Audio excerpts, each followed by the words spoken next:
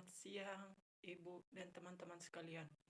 Tujuan saya di sini yaitu memaparkan hasil dari pemahaman saya selama semester ini dengan tema nilai-nilai pribadi konselor.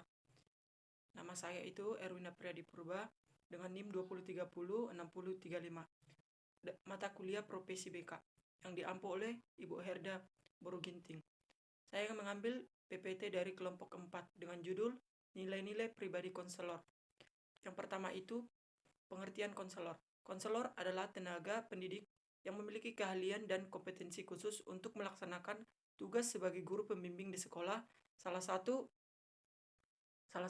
keahlian tersebut ialah melakukan pelayanan konseling. Menurut Undang-Undang Nomor 20 Tahun 2003 menjelaskan tentang Sistem Pendidikan Nasional, menyebutkan bahwa pendidikan tenaga kependidikan berkualifikasi sebagai guru, dosen, konselor, tutor, instruktur, fasilitator, dan sebutan yang lainnya sesuai dengan kekhususannya, serta berpartisipasi dalam menyelenggarakan pendidikan. Karakteristik pribadi konselor selama ini hanya berpusat pada teori kepribadian yang berasal dari Barat, khususnya negara Amerika Serikat, yakni sebagai pelopor utama dari hampir semua teori-teori bimbingan dan konseling. Teori-teori dalam bimbingan dan konseling yang berasal dari Amerika Serikat, khususnya teori kepribadian konselor yang dapat digunakan oleh konselor di Indonesia karena memperhatikan beberapa aspek penting seperti nilai spiritual, nilai-nilai adat, nilai sopan, santun, dan lain-lainnya. Sikap dan nilai-nilai kepribadian konselor. Karakteristik kepribadian ideal calon konselor Indonesia berasal dari teks Perdiknas nomor 27 tahun 2008 yang menyatakan bahwa standar kualifikasi akademik dan kompetensi konselor, di mana salah satu kompetensi yang dibahas adalah kompetensi kepribadian. Kualitas yang ada pada konselor adalah semua kriteria keunggulan, termasuk pribadi pengetahuan, wawasan, keterampilan, dan nilai-nilai yang dimiliki yang akan memudahkan dalam proses konseling sehingga mencapai tujuan yang efektif.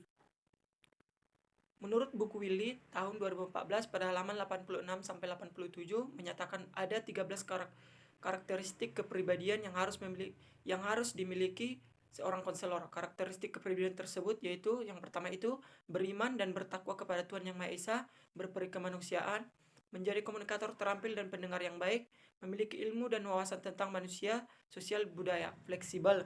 Yang selanjutnya itu tenang dan sabar, menguasai keterampilan teknik dan memahami intuisi. Yang selanjutnya itu memahami etika profesi. Selanjutnya itu sikap hormat, jujur, menghargai dan tidak menilai. Selanjutnya itu empati, memahami, menerima, hangat dan bersahabat. Selanjutnya menjadi fasilitator sekaligus motivator.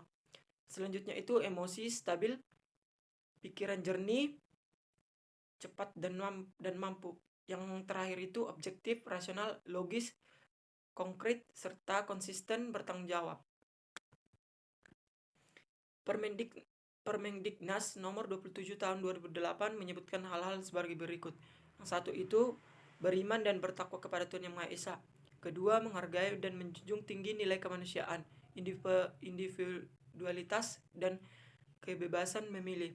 Selanjutnya, menunjukkan integritas dan stabilitas kepribadian yang kuat. Dan yang terakhir itu menampilkan kinerja berkualitas yang tinggi. Sifat-sifat kepribadian konselor diantaranya itu satu, konselor adalah pribadi yang intelijen, yaitu kemampuan berpikir verbal dan kuantitatif, bernalar dan mampu memecahkan masalah serta logis dan persentif.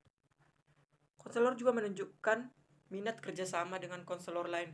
Konselor juga menampilkan kepribadian yang dapat menerima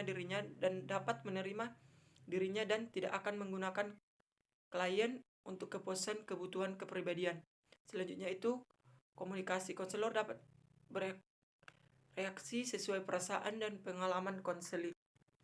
Selanjutnya kemampuan konselor yang menghargai dan menjunjung tinggi nilai-nilai kemanusiaan sebagai berikut. 1. Membedakan perilaku yang menggambarkan pandangan positif.